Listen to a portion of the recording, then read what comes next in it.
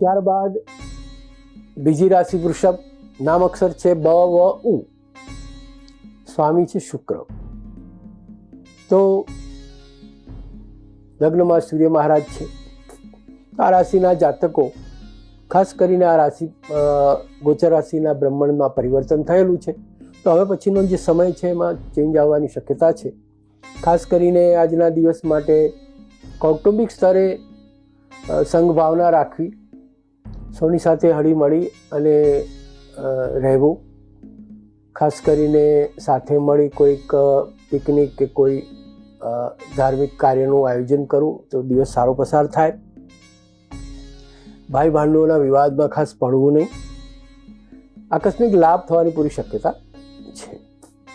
તો ઓમ નમો નારાયણ નમઃ, ઓમ નમો નારાયણ નમઃ આ મંત્રનો સવારે 108 વખત જાપ કરો અને પૂજા પ્રાર્થના પછી આગળ વધો તો દિવસ સારો પસાર થશે.